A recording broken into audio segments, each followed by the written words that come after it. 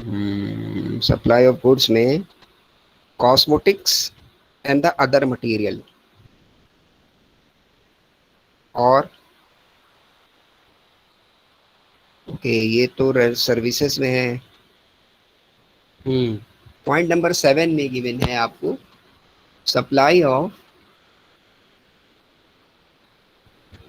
ये late entry बहुत दिक्कत कर रही है। क्या दिया हुआ है, supply of cosmetics to the customers 4,72,800।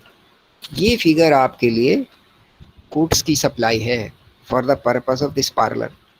बाकी तो इसने सर्विसेज प्रोवाइड कराई हैं, लेकिन supply of cosmetics to the customers, कुछ ऐसे लोग हैं जो उसके यहाँ से आके ऐसे सामान ही ले जाते हैं कि आप ये चीज़ दे दीजिए। ऐसे बंदे कस्टमर हैं कि उनको रियलाई है कि ये जो प्रोडक्ट दे रहे हैं दैट इज़ गुड, तो वो अपना आके ले जाते हैं। तो ऐसी सप्लाईज जो वो बेच लेता है, ये भी उसकी उस महीने की बन जाती हैं 4,72,800।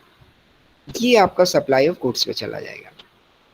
अब नीचे के जो आप आइटम देख रहे हैं, the parlours incurred following expenses while rendering above services. अब ये जो इनके खर्चे हुए हैं, बहुत ध्यान दीजिए, अब ये जो इनके खर्चे हुए हैं इनका क्या हो, ये हम आपसे सुनना चाहेंगे। ये जो इनके खर्चे हुए हैं, rent and parlour, lighting and AC, telephone, salary to the beauticians, cosmetics and other material used, इनका हम in the context of GST क्या करें, या कुछ होना है कि नहीं होना है, और होना है तो कहाँ तक होना है। Just a common sense you have to apply right over here. और ये आपकी तरफ से जवाब अगर मिले तो बहुत अच्छा है। यहाँ पे क्या हो सकता है?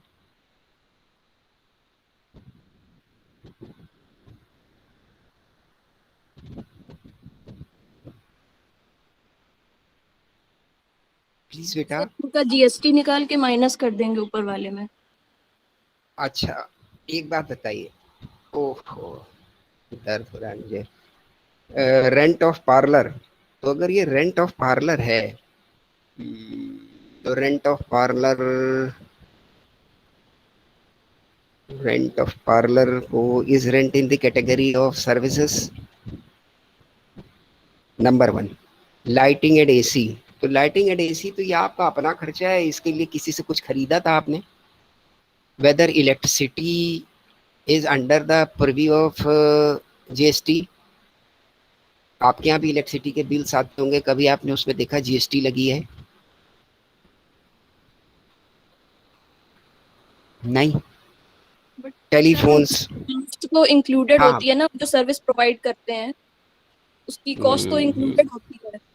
ये तो बेटा आप जो खर्चे कर रहे हो ना, इसका मतलब क्या हुआ, ये तो आपके खर्चे हैं for the running of this your parlour, इसके लिए खर्चे हैं ना ये सारे। तो इनको अगर आपने अवेल किया है, इनको अगर आपने अवेल किया है एज सर्विसेज, अगर अवेल किया है, जैसे इनपुट टैक्स इस पे क्रिएट हुआ हो अगर सर्विसेज पे, देन सच टैक्स, जिसको हम लोग पीछे का चैप्टर कर रहे थे, इसीलिए वो चैप्टर मैंने पहले कराया था, आईटीसी, तो आईटीसी आप इसमें एडजस्ट करा सकते हो at the time of the payable.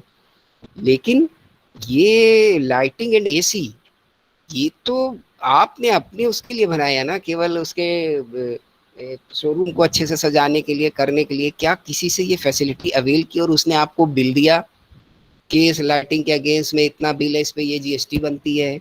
और आपकी जानकारी के लिए, इलेक्ट्रिसिटी जो आपकी है वो सर्विस के प्रीव्यू में नहीं है। कभी भी घर में इलेक्ट्रिसिटी का बिल जो आप जमा करते हैं उसको उठा के देखिए, कहीं जीएसटी उसमें लगी नहीं होती है। तो अगर उसमें जीएसटी है ही नहीं तो उसका इनपुट टैक्स का क्लेम बनता ही नहीं। ठीक, नंबर 1। और रेंट ऑफ द पार्लर, अब रेंट ऑफ द पार्लर के साथ में एक शर्त है कि ये रेंट ऑफ द पार्लर अगर आपने किसी से किराए पे लिया हुआ है, तो किराए के साथ में क्या जीएसटी है? Income from the house property या रेंटिंग, ये आपने पढ़ी है, उसमें जीएसटी कहाँ है? उसमें जीएसटी है। रेंट ऑफ द पार्लर अगर वो हाउस प्रॉपर्टी की जगह है, तो rent of the parlour income from the house property है, और income from house property GST के अंतर्गत नहीं है। होटल में हम रुकते हैं तो उसके जो रूम्स के बिल हैं वो जीएसटी के अंतर्गत है, because that is treated as services. But if you have taken any room in any house, और वो तो आपके लिए रेंट ऑफ हाउस प्रॉपर्टी, जो मकान मालिक है वो उसका इनकम टैक्स देगा, वो आपके लिए सर्विसेज की कैटेगरी में अभी तक तो कवर्ड नहीं है।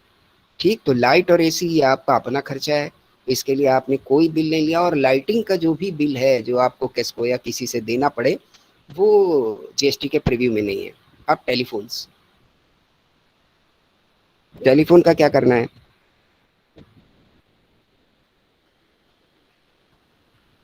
तो प्लीज, टेलीफोन टेलीफोन का का क्या करना है? नहीं लगती है जीएसटी। हम्म। टेलीफोन आप रिचार्ज कराते हो, सारे लोग, सबके पास होगा। तो जब आप रिचार्ज कराते हो तो इसके साथ क्या आता है लग के, with the recharge value, with the recharge value आपके पास विद द रिचार्ज वैल्यू आप देखते होंगे कि हर समय लग के आता है आपकी जीएसटी उसमें शामिल होती है। कभी उसके ब्रेकअप को जाके देखिए। ठीक, तो ये भले एक दफा आपका क्लेम बन सकता है for the purpose of ITC. आगे बढ़ जाते हैं हम लोग, और उसको देख लीजिएगा ना, जो आपको चार्ट दिया है कि what is includable not includable, उसमें भी कई सारे आइटम मिल जाएंगे। सैलरी आपका पर्सनल एक्सपेंस है। ठीक, इसके लिए अगर आप किसी को सैलरी दे रहे हो तो वो तो आपको कोई जीएसटी का बिल देगा नहीं। ठीक, अब cosmetics and the other material used, हाँ ये आप खरीद के लाए होंगे, इसको आप 100% बोल सकते हैं कि इस पे जो कोई जीएसटी जनरेट हुई होगी तो वो आईटीसी में डिडक्टेबल है। क्लियर? ये आपके जो ए से ई तक के पॉइंट हैं ये क्लियर हो गए। अब अभी इनको आपको टच करना नहीं है इस क्वेश्चन में, कारण इसने आपको जो इनवर्ट जीएसटी है इसका कोई रेट बताया ही नहीं है। ठीक, तो जब उसने कोई रेट ही नहीं बताया तो कैलकुलेट करके आप हटाएं क्या? तो वो भी फॉल्स इन्फॉर्मेशन की कैटेगरी में आ जाएगा। तो जब हम क्वेश्चन को एंड में सॉल्व करेंगे तो उसके नीचे नोट लिख देंगे, because any rate regarding the input of goods and services of the items is not provided, so the input value of tax is not calculated. ये लिख के आप काम आपका चल सकता है और आपका आंसर बहुत अच्छा लगेगा तब। ठीक, क्योंकि आपको कोई रेट ही नहीं है, आपको पता नहीं है कि ये कॉस्मेटिक्स पे क्या रेट से हम खरीदे हैं, हम बेच रहे हैं इस रेट से। अब इसको खरीदने में हो सकता है कोई दूसरा रेट रहा हो, रेट वेरी भी करता है बेटा, क्वालिटी और जगह के हिसाब से। तो अब बाकी मुझे टेलीफोन पे भी इसने नहीं दिया कि क्या रेट है, पता नहीं।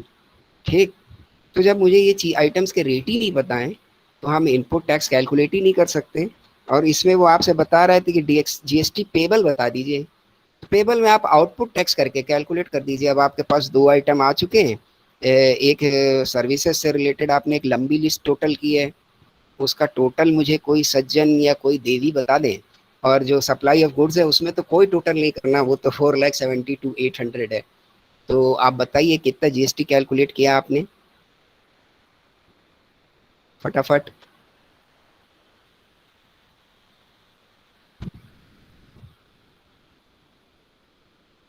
कितना जीएसटी कैलकुलेट किया आपने?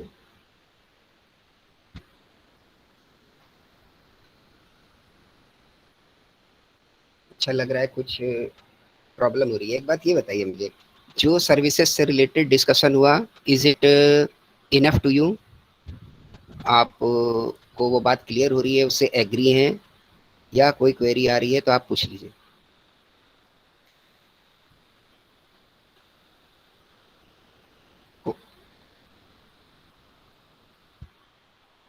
और नहीं तो आप जो बनाते जा रहे हैं उसी में अब मुझे कैलकुलेट करके बता दीजिए कि वैल्यू ऑफ सर्विसेज की वैल्यू कितनी है और उस पर टैक्स कितना लगा रहे हैं आप। और वैल्यू ऑफ गुड्स की तो सामने ही है, एक ही एंट्री है, उस पर कितना टैक्स आ रहा है।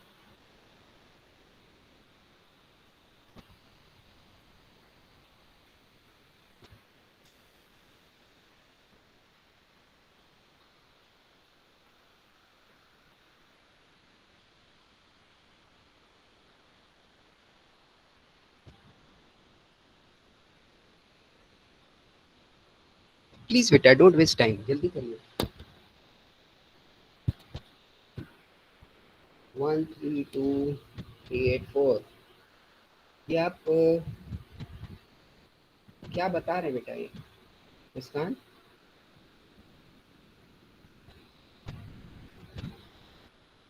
On supply of goods. Okay, supply of goods में आपके पास कौन सी फिगर है बच्चों? 4,72,800, item number 7 on the list, which is supply of cosmetics to the customer, यानी उसकी दुकान से जो लोग सामान खरीद के ले गए, तो ये गुड्स की सप्लाई हो गई। इस पर वो आउटपुट टैक्स उसने कलेक्ट किया होगा और वो जमा करेगा।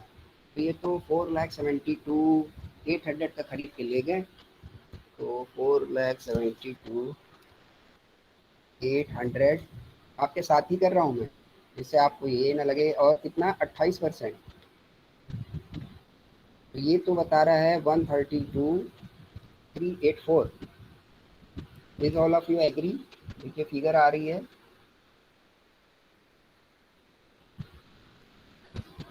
132,384।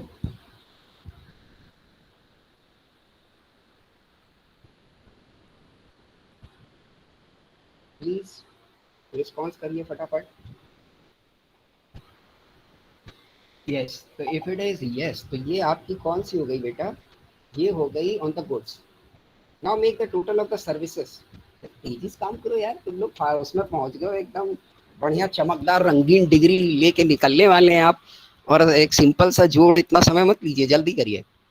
तो कई सारी चीजें डिस्कस हो जाएंगी और क्लास ज्यादा हमारी इनेबल हो जाएगी, इसलिए मैं आपको जल्दी जल्दी बोल रहा हूँ, जरा जल्दी करिए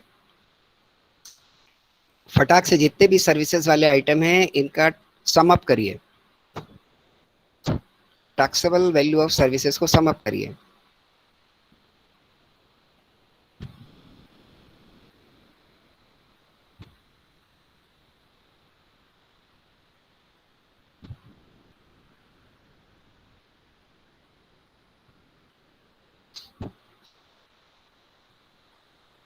यस करेक्ट विवेक। अब इस पर आप रेट अप्लाई कर दीजिए 18%।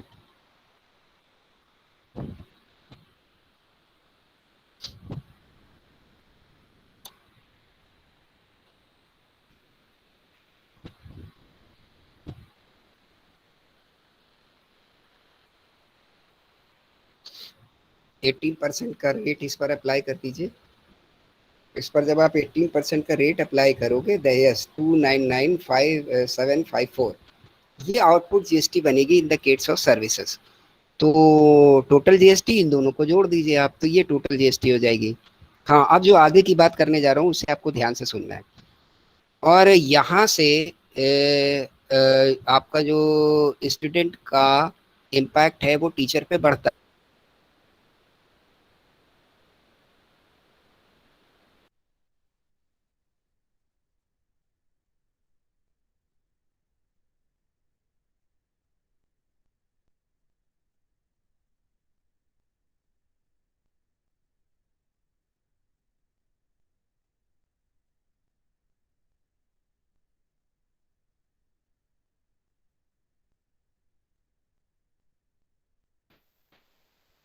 यस बच्चों, बीच में थोड़ा सा नेटवर्क ब्रेक हुआ था।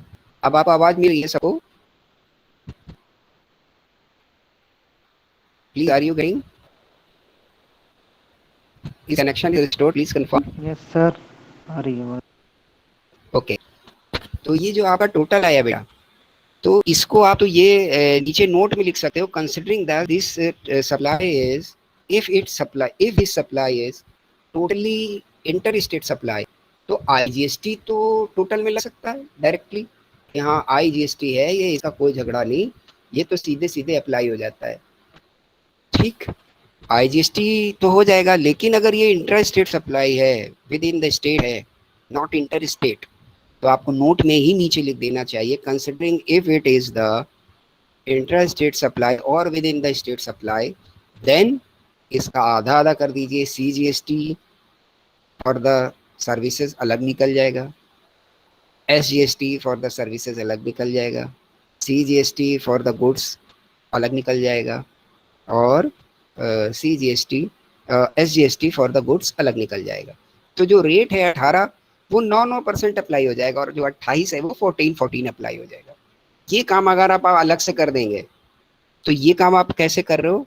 अपने एजम्पशन के साथ कर रहे हो, तो ये इम्पैक्ट देगा पूरा अच्छा टीचर के ऊपर। हाँ, इसे पूरी बात समझ आ रही है, और जहाँ जहाँ पर लूप होल्स भी थे इसमें, उसको भी इसने कवर अप कर दिया है, क्योंकि क्वेश्चन में भी कुछ लूप होल रह जाते हैं, और टैक्स के केस में जितना अच्छा आप इनको कवर अप करते हो तो वो और बढ़िया इम्पैक्ट डालता है। नहीं तो आप केवल आउटपुट टैक्स निकाल के छोड़ दें तो दैट इज सफिशिएंट, उतना भी पर्याप्त है।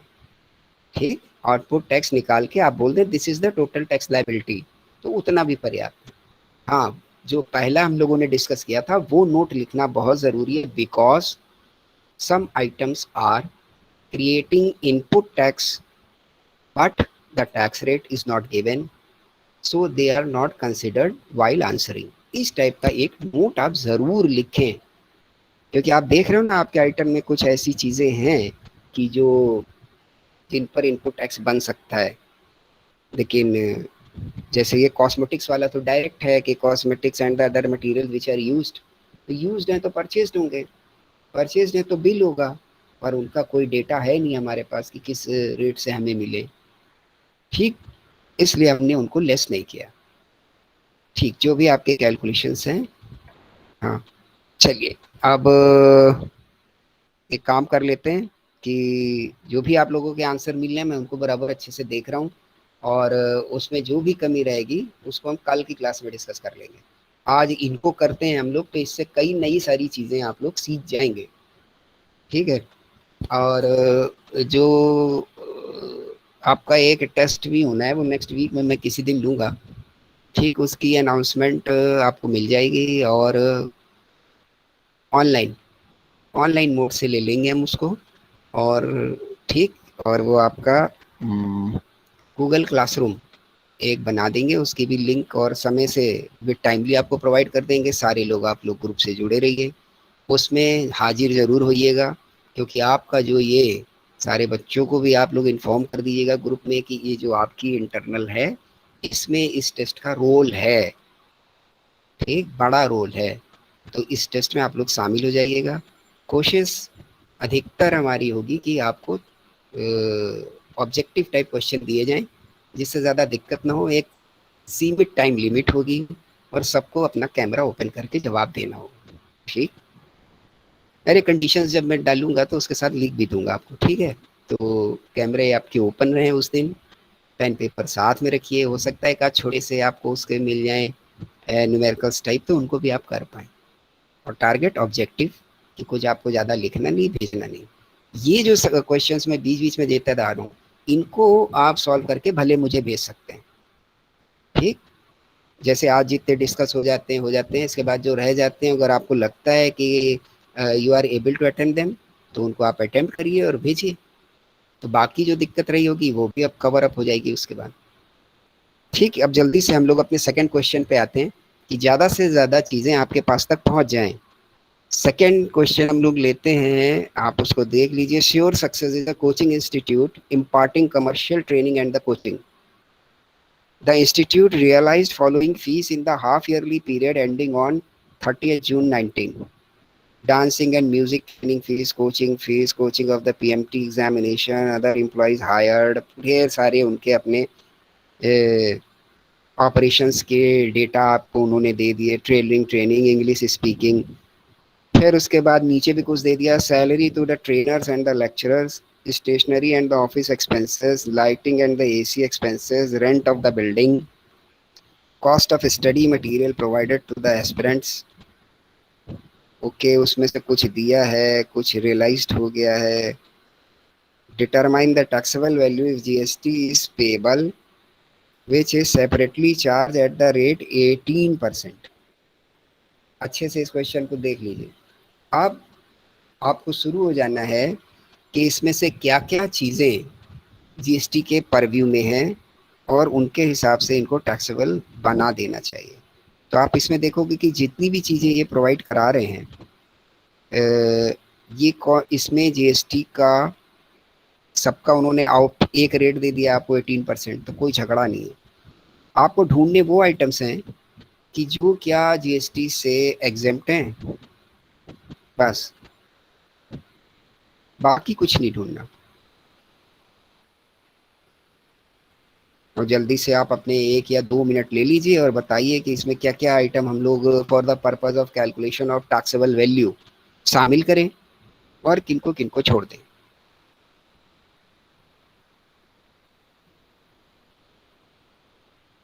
प्लीज हरी आप।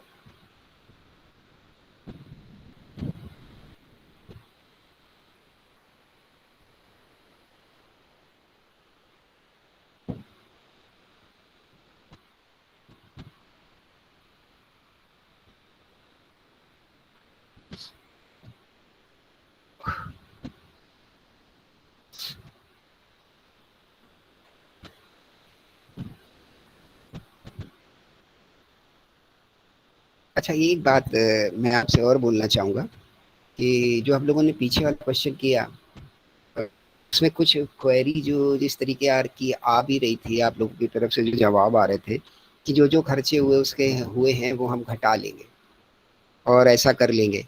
तो बेटा ये घटेंगे, लेकिन कब? जब आप बिजनेस इनकम को ड्राइव कर रहे होंगे। ठीक।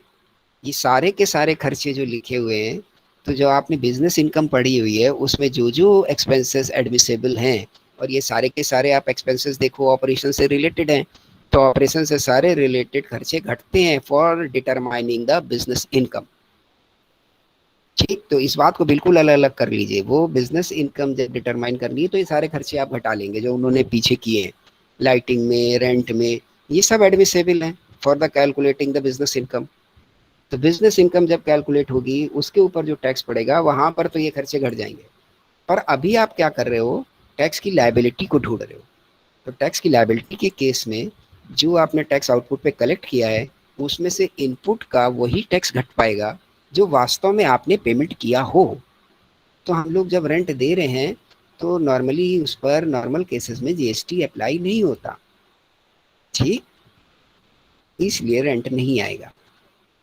जहाँ जो आइटम पे अप्लाई होता है उनका हिंट हमने आपको दे दिया, पर यहाँ रेट गिवन नहीं है तो आप नोट लिख के कैलकुलेशन से बच सकते हैं। Now it is clear. तो आप कंफ्यूजन नहीं लीजिए कि यार ये घटते तो हैं, ये सर ने कैसे बता दिया नहीं घटते, तो वो इनकम में कैलकुलेशन में घटेंगे।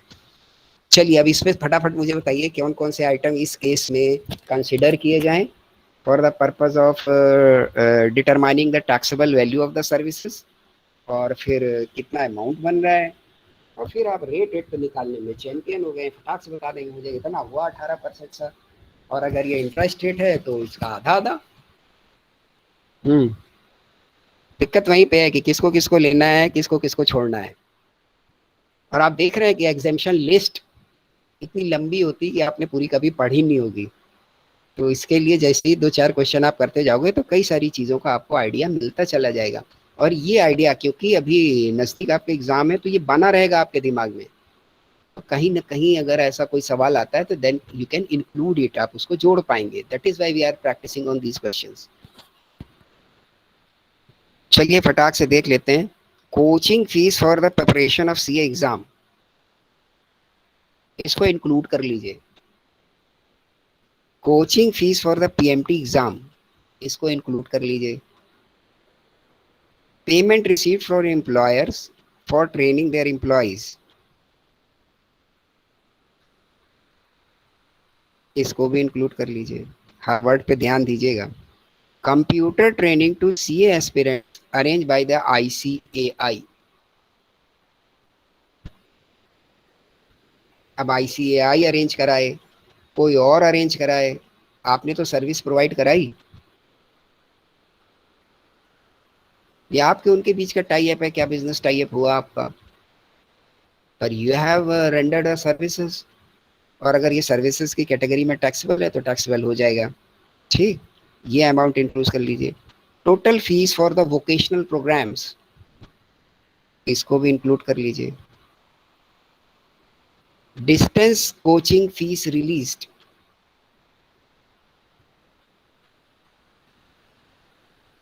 इसको भी इंक्लूड कर लीजिए। ठीक, अगला इंक्लूडेबल आइटम है आपके लिए study material and the dispatch charges,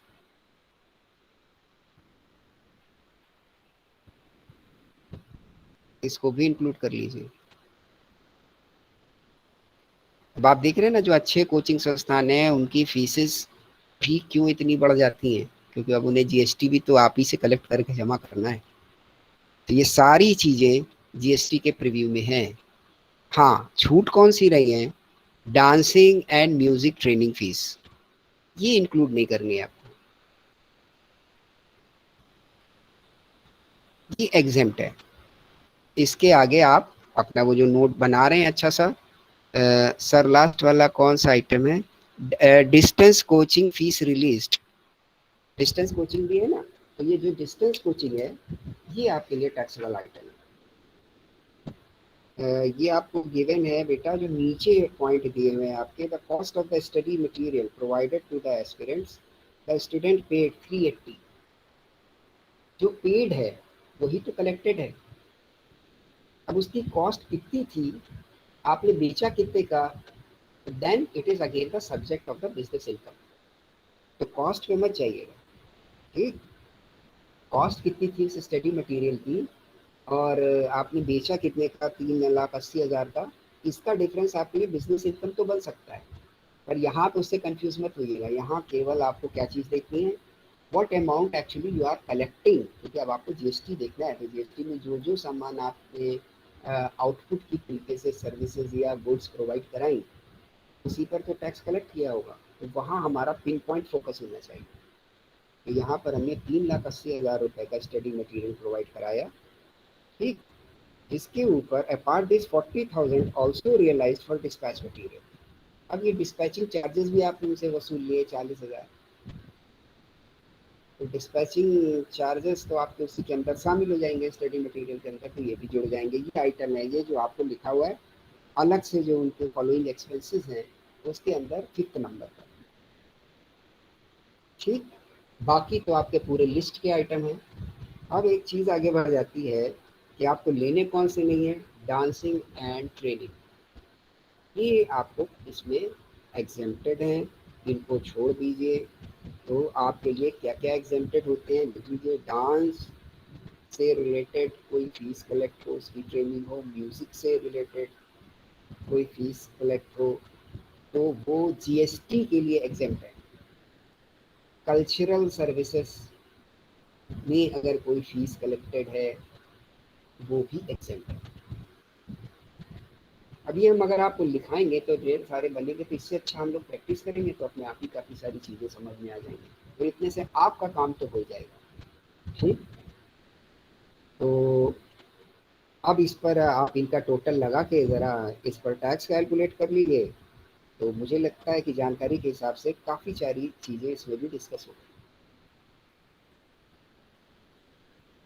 कोई क्वेरी है इस पर बेटा? Is there any query? Sir is there any 4.1 query?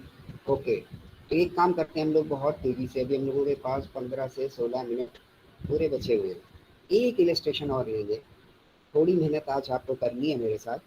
तो अगला इलस्ट्रेशन ले लीजिए, अलंकार एडवर्टाइजर्स। अब जो दो बचे रह जाएंगे, ये सारे मेरे प्यारे जितने छात्र और छात्राएं हैं ये मुझे करके दीजिए, ठीक। गलत सही की पूरी छूट है, गलत सही की दिक्कत आपको वो जो एग्ज़ाम होगा उसमें दिक्कत आएगी, यहाँ आप अटेम्प्ट करिए, और जो भी दिक्कत रह जाती है ये कल की क्लास में हम ले लेंगे। आपके सारे जितने आंसर्स आए हैं मेरे पास, इनसे रिलेटेड अगर कोई प्रॉब्लम है तो वो डिस्कस करें, क्लियर। तो बाकी जो दो बचे रह जाएंगे ये आप लोग मुझे भेजेंगे। और बच्चों, कुछ लोग जो आप लोग आंसर कर रहे हो तो अपना क्लास नहीं लिख रहे हो, तो कई सारी क्लासेस रहती हैं, तो आप अगर मुझे मेल कर दीजिए तो प्लीज़ अपना क्लास ज़रूर लिख दीजिए, वरना वो कन्फ्यूज़न हो जाता है। एक नाम के कई सारे बच्चे होते हैं यार, अब आप ही के उसमें दो तो मुझे मिल गए हैं उत्तर, अब और भी क्लासेस हैं तो पता लगा किसी का नाम इधर से उधर, तो दिक्कत पड़ती है जी।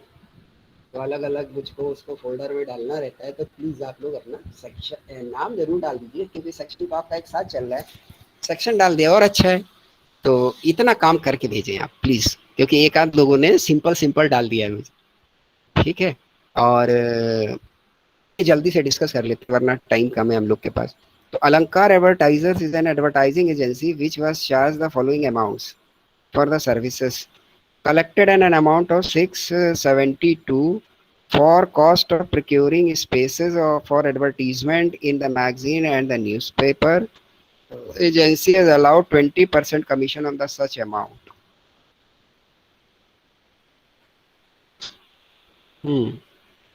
एक तो ये खर्चा हो गया, दूसरा देख लेते हैं. For conceptualising, designing and preparing an advertisement the agency received an amount of 140,500. In this context agency incurred 20 on photography and 12 on the other expenses. Agency prepared some advertisement film for their clients on which an amount of 180 incurred, while the consideration was received for 28. Agency acquired some billboards and hoardings at various sites for display of advertisement. Rent paid 245 and 185 incurred in painting. Advertisement agency collected 845 from the clients. फिर ये बेटा जो agency के आपको साथ में खर्चे देते चला जा रहा है ढेर सारे, लास्ट में आप देखिए आपसे डिटरमाइन क्या कराना चाहता है, taxable value of services and also find out the amount of GST payable. तो एक तो वो आपको सबका टोटल करा के टैक्सेबल वैल्यू ढूंढवाना चाहता है. तो आपको इंक्लूसिव और एक्सक्लूसिव आइटम्स की जानकारी हो तो टैक्सेबल वैल्यू मिल जाएगी. ठीक. अब वो पेबल जो जीएसटी की बात कर रहा है, तो यहाँ पर लगातार इन क्वेश्चंस में ये आपके साथ गड़बड़ी चल रही है कि आपको इनपुट जो भी वो कर रहा है, आप देख रहे हो ना, बिल बोर्ड है या जितने भी आइटम मैंने अभी तक पढ़े, उसमें सब में वो अपना भी कुछ बता रहा है कि इतने का लाए थे, ये किया है. इनका कहीं कोई रेट गिवन नहीं है. तो आपके लिए आधा काम करना है, आधा आपके लिए क्वेश्चन मददगार है. ठीक.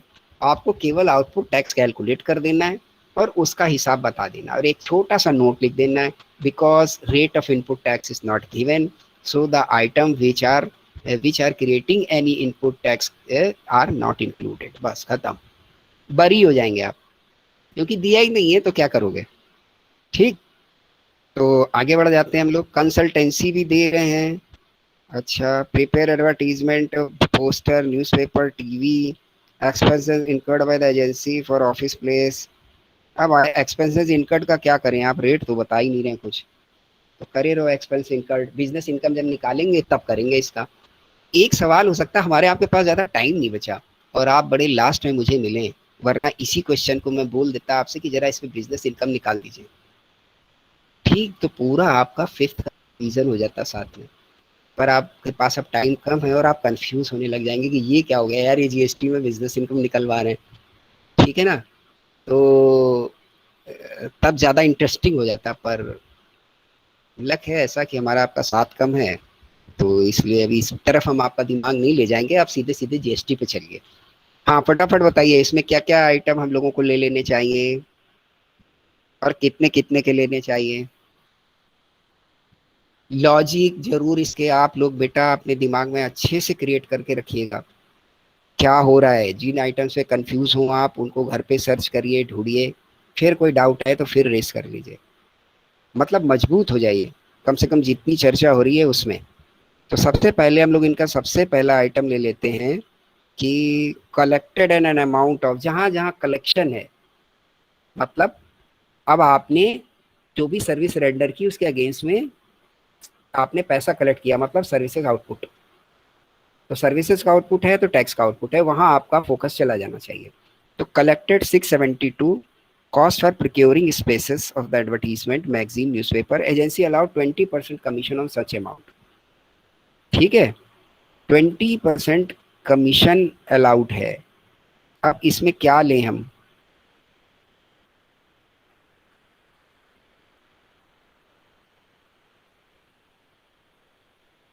प्लीज बेटा कितना अमाउंट आना चाहिए.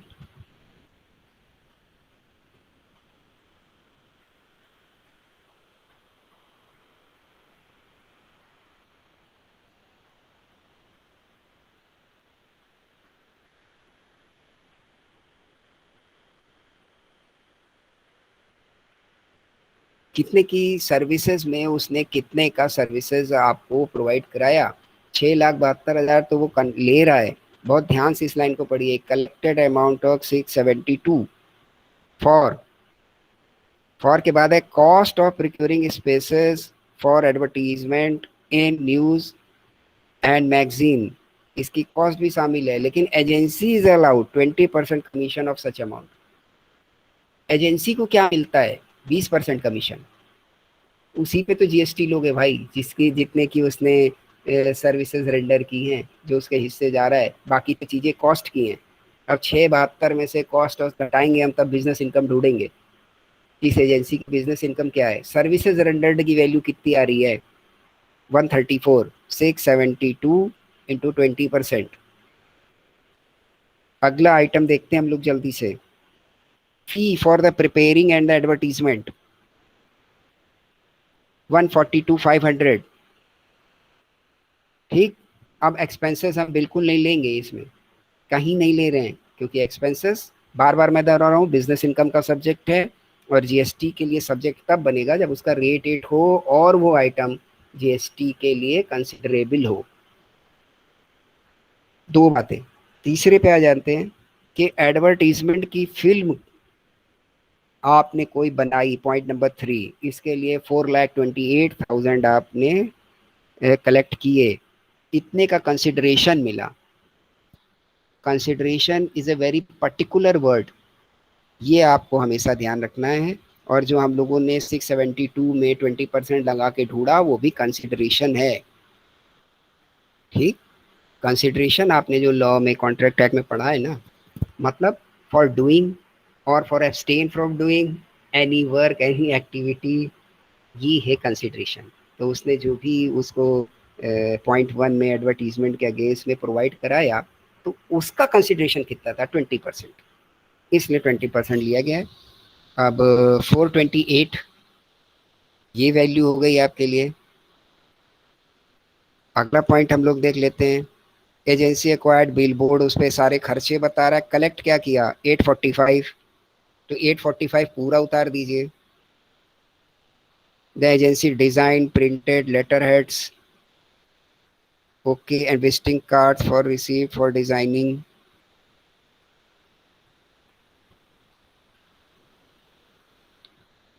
ओके।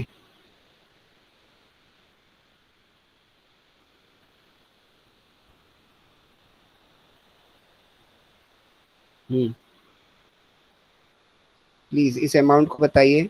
इन दोनों को जोड़ दीजिए। डिजाइनिंग के 22,500 प्लस प्रिंटिंग के 37,500, ये दोनों आपके लिए 0.5 के लिए जुड़ जाएंगे। ये आपके लिए सर्विसेज रेंडर्ड की कैटेगरी में आ जाएंगे। इन दोनों को जोड़ लीजिए। देन द 0.6 कंसल्टेंसी, ये तो पूरी की पूरी सर्विसेज है, इसमें कुछ सोचना ही नहीं है आपको, ये पूरी जोड़ दीजिए। अब अगला, the agency prepared advertisement for hoardings, posters, newspaper and TV for the public display on the charitable function and did not charge any amount for these services while cost incurred। अब कॉस्ट कुछ भी हो, जब अगर कुछ charge ही नहीं किया है, चैरिटेबल किया है, तो ये आपके लिए नील कैटेगरी है, एग्जेम्प्ट। ठीक। इस पर टैक्स वैल्यू नील। अब कुछ बच रहा है। Expenses incurred by the agency for running the function, office place, lights, computer, telephone. तो इस तरीके के जितने भी क्वेश्चन आ रहे हैं, इसमें एक्सपेंसेस आपके लिए ऐसे हैं कि जिनको आप निगलेक्ट कर सकते हो। ठीक। क्योंकि एक्सपेंसेस में कुछ रेट आपको मिल ही नहीं रहा।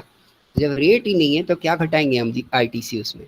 नोट लिख के आपका काम चल जाएगा, पर ऐसा ही सवाल हो तभी बच्चों नोट लिखना।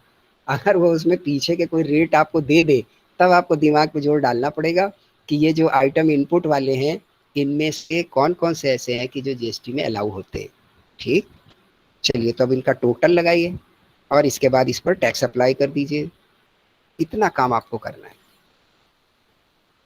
तो अब जल्दी से इस पर कोई क्वेरी आपकी बन रही है तो आप पूछ सकते हैं मुझसे।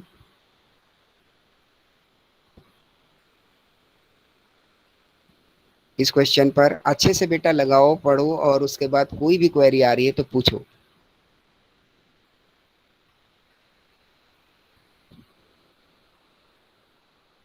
Shruti, are you telling me the tax value? Yes sir, total answer.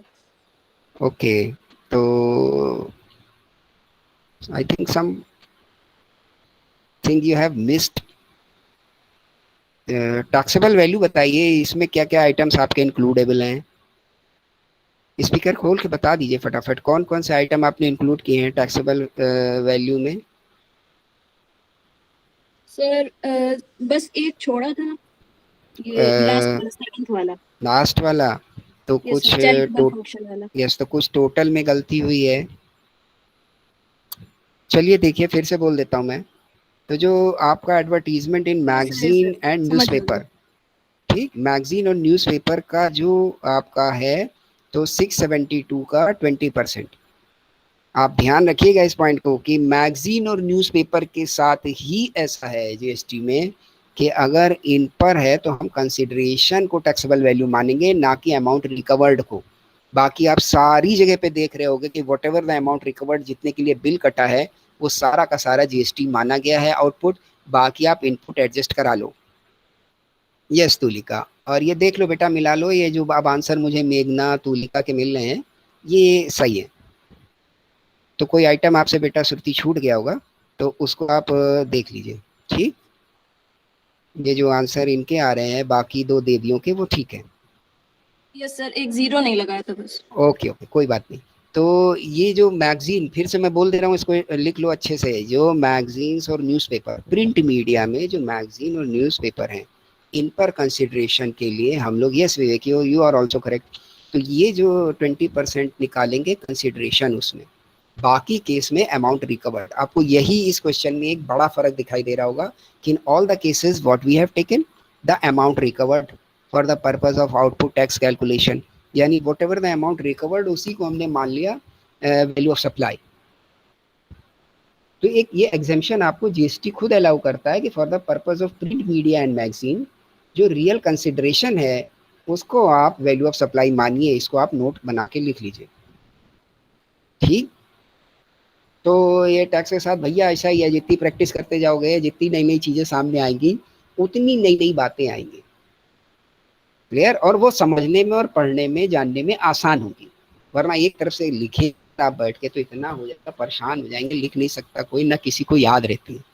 ठीक, तो ये दो हो गए, अब आपके लिए दो बच रहे हैं। इन पे आप अपनी भरसक प्रयत्न कीजिए और मुझे रात तक भेज दीजिए। हाँ, अब एक सवाल जो कल आपका छूट गया था, एजेंट, तो एजेंट बताएंगे मुझे क्या है जल्दी से, अब प्योर एजेंट की बात होगी। सवाल वही है मेरा कि एजेंट कौन, और दूसरा कि ये जो कुछ आइटम मैंने आपको बताए थे कि ट्रांसपोर्टेशन है, रेलवे है, ये भी एक जगह से दूसरी जगह सामान पहुंचा रहे हैं, तो क्या ये भी एजेंट है? प्योर एजेंट पूछा था ना आपने, तो इस पे काम किया, बताइए मुझे। यस तुलिका,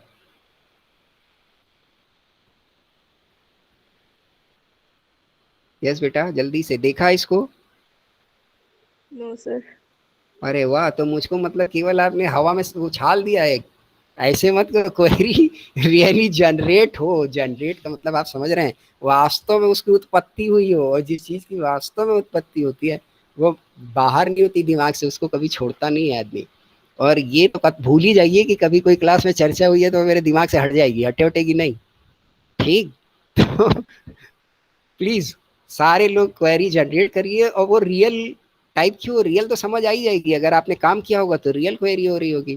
तो अब हम आपको बता दे रहे हैं, बेसिक कॉन्सेप्ट है, एजेंट प्रिंसिपल के बिहाफ पे काम करता है। ठीक, एजेंट प्रिंसिपल के बिहाफ पे काम करता है। बिहाफ के काम पे काम करने का मतलब, ये तो बेस चीज आपने पढ़ी होगी ना पीछे की क्लासेस में, इसीलिए मैं उसको पूछ रहा था आपसे। तो एजेंट वो होगा जो प्रिंसिपल पे काम करेगा। बिहाफ पे काम करने का मतलब पूरे ऑपरेशन के बिहाफ पे काम करेगा, उसके बिहाफ पर जो भी ऑपरेशनल बिजनेस एक्टिविटीज हैं उनको परफॉर्म करेगा। ट्रांसपोर्टर, रेलवे से सामान पहुंचाने वाले, मेरे कहने पर कुछ पेमेंट लेके एक जगह से दूसरी जगह सामान पहुंचाने वाले एजेंट नहीं हो सकते। वो तो सर्विस प्रोवाइडर हैं, वो हमको उतनी सर्विस दे रहे हैं कि they are taking my goods from my destination towards the destination of the recipient. Supplier से रेसिपेंट के बीच की जो दूरी है, उस डेस्टिनेशन को कवर अप करने की फैसिलिटी वो प्रोवाइड करा रहे हैं, तो they are the service providers. ठीक, एक तो ये बात मुझे आपके दिमाग में अच्छे से डालनी थी, क्योंकि एक लाइन जो आ रही थी कि the pure agent is the person who make available the goods to the recipient. तब गुड्स अवेलेबल कराने में तो ये लोग भी आते हैं, इसीलिए मैंने ये सवाल पूछ लिया आपसे कि क्या ये माने जाएंगे, तो ये कतई नहीं माने जाएंगे, क्योंकि ये एजेंट की कैटेगरी में आते ही नहीं है। एजेंट की कैटेगरी पहले डिफाइन होनी चाहिए, प्रिंसिपल के बिहाफ पे जो वो काम करे। तो प्योर एजेंट कौन हो गया कि जो प्रिंसिपल की एक्टिविटी है उससे रिलेटेड कुछ चीज़ों को परफॉर्म करे। Under the GST pure agent वो माना जाएगा कि जब आपका प्रिंसिपल बेसिकली बाहर का है। अगर वो बाहर का है, बाहर मतलब इंडिया के बाहर का है, तो उसने कोई सामान अगर भेज दिया तो वो इम्पोर्ट होकर के आपके डॉक पे पड़ा हुआ है, वहां से आ गया, तो उसका कोई बंदा यहाँ पर होगा which is performing his duties on behalf of such company और सच पर्सन। अब उसका ये काम होगा कि वो इंपोर्ट से सामान को छुड़वाएगा, उसके बाद कंसर्न ट्रांसपोर्टर या किसी भी एजेंसी को कांटेक्ट करके वो रेसिपेंट्स के घर तक या डेस्टिनेशन या गोडाउन तक पहुंचवाएगा। तो ये लोग जो ऐसा काम कर रहे होते हैं ये प्योर एजेंट हैं। Is it clear? Yes sir.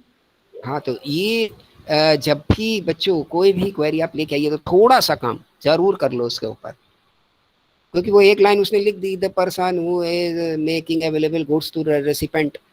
अब ये बड़ी कंफ्यूजिंग लाइन है, इसमें तो कई सारे लोग होते हैं, इसीलिए मैंने फौरन आपसे एक सवाल डाला कि अगर आप इसको सर्च करते कि is the transporters and the railways और other agencies are considered to be the agent और प्योर एजेंट, तो आपको कहीं ना कहीं इसका जवाब मिल जाता है कि नहीं भाई, ये तो सर्विस प्रोवाइडर है।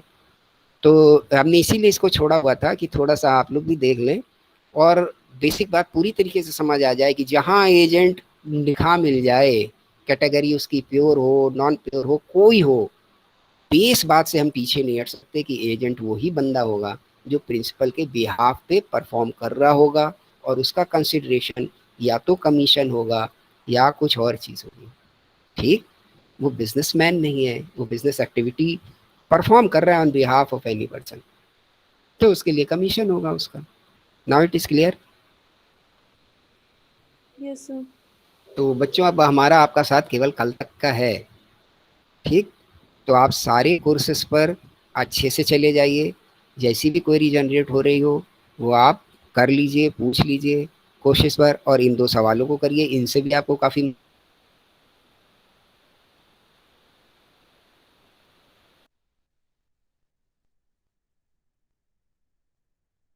कुछ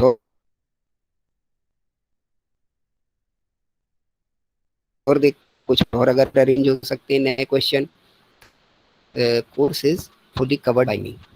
तो करते हैं सब कुछ, और तभी हम लोगों का कल तक का टाइम है, तो इसको जितना बेटर यूटिलाइज हम लोग कर पाए तो वो हमारे आपके सबके लिए अच्छा है। कोई और बात बच्चों कहनी है? Any other? तो नेक्स्ट वीक से क्लास नहीं लेंगे क्या आप? बेटा कोर्स तो पूरा कवर ही हो चुका है, तो अब क्लास का क्या करना है? Okay sir. ऑलमोस्ट कवर्ड है।